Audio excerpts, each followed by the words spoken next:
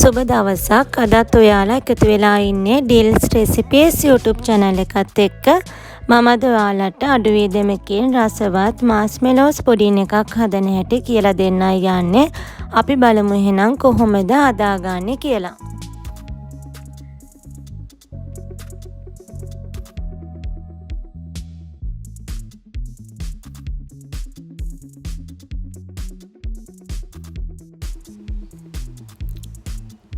මුලින්ම මම ජෙලටින් තේ හැඳි 3ක් අරගෙන මද උණුසුම් වතුර ටිකක් එකතු කරලා ජෙලටින් ටික දිය කර ගන්නවා. ඊළඟට හොඳින් තෙත ඉවත් කරගත් බෝල් එකකට බිත්තර සුදු මද 3ක් එකතු කරගෙන හොඳින් බීට් කර ගන්නවා. මෙතනදී මතක තියාගන්න ඕනේ බෝල් එක වගේම බීටරයත් වියලිව තිබිය යුතුයි.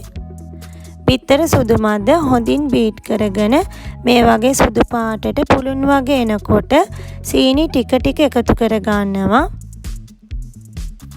මම මේ පුඩින් එකට සීනි ග්‍රෑම් 100ක් ගත්තා. මේ විදියට සීනි ටික ටික දාලා බීට් කර ගන්නවා.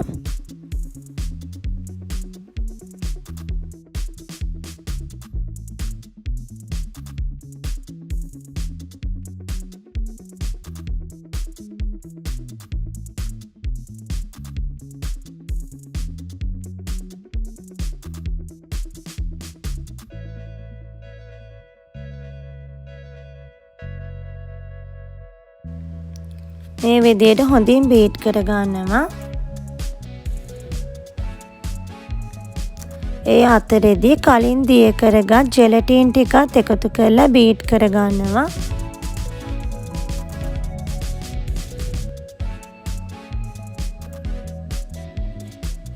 ඒ වගේම ලුණු පිංචක් එකතු කර ගන්නවා.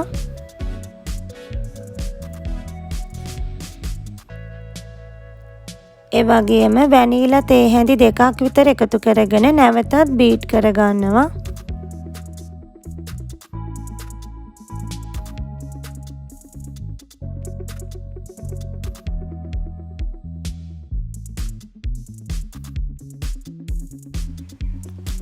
මේ විදියට හොඳින් බීට් කරගත්තට පස්සේ මම මේ මිශ්‍රණය කොටස් දෙකකට බෙදා ගන්නවා.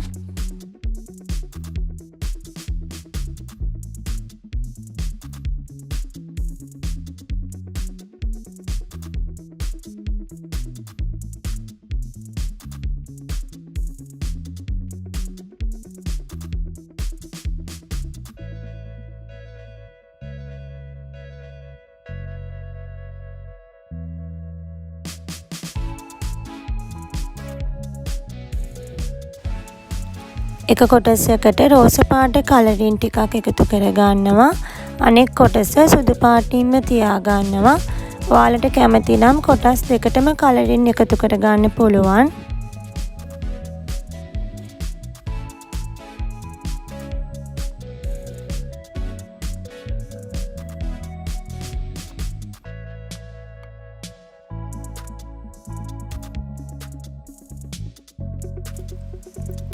ඊළඟට මම බටර් තවරාගත්ත ට්‍රේ එකකට රෝස පාට මිශ්‍රණය මුලින්ම මේ විදියට එකතු කරලා තුනී කර ගන්නවා.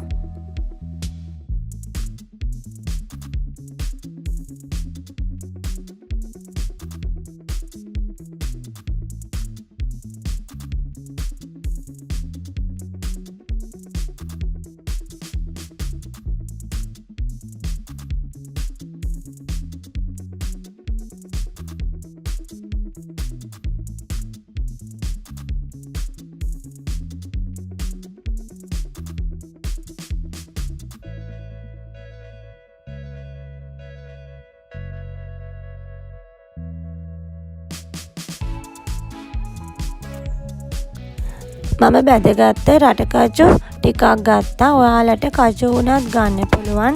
මම මිශ්‍රණය උඩින් කුඩා කැබලි කරගත් රටකජු ටිකක් දාගන්නවා. දැන් මේ කොටස විනාඩි 20ක් විතර ෆ්‍රිජ් එකේ තියාගන්නවා.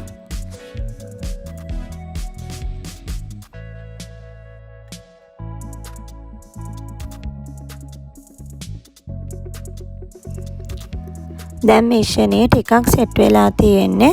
ඊටු පුඩින් මිශ්‍රණයත් මේ විදිහට උඩින් එකතු කරගන්නවා.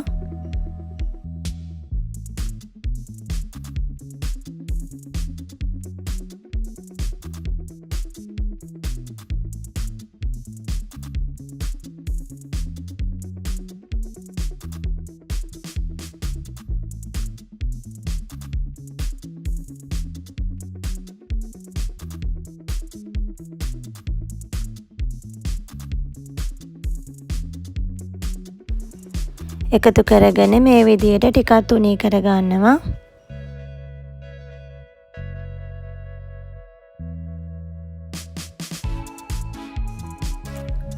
ඊටු රටකචු ටිකත් මේ විදිහට උඩින් එකතු කරගන්නවා.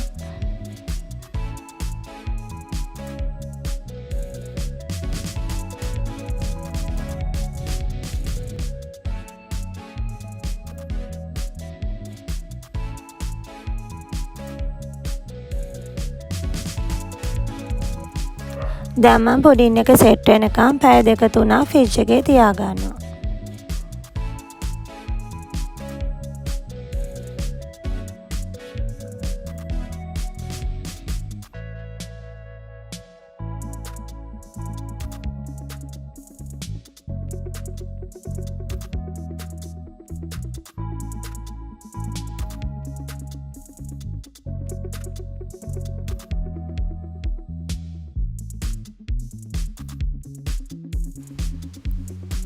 දැන් පුඩින් එක සෙට් වෙලා තියෙන්නේ. මේ බලන්නකෝ.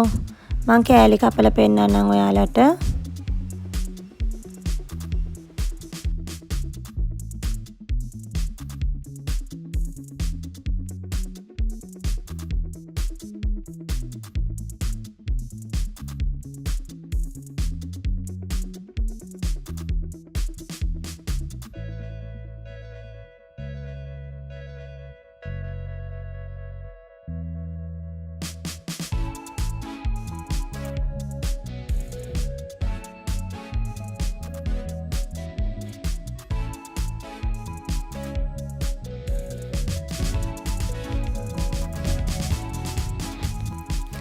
මේ බලන්න හරිම ලස්සනයි, ඒ වගේම හරිම රසයි. ඔයාලගේ ගෙදරට අමුත්තන්නේ නවස්සාවකදී වුණත් මේ පුඩින් එක හදලා අතුරුපසක් විදියට පිළිගන්වන්න පුළුවන්. අඩු වියදමකින් පහසුවෙන් රසට හදාගන්න පුළුවන්. ඔයාලත් එහෙනම් මේ පුඩින් එක හදලා රස බලන්න. එහෙනම් තවත් දවසක අලුත් වීඩියෝ එකක් සමගින් ඔයාලව හමු වෙන්නම්. සුබ දවසක්.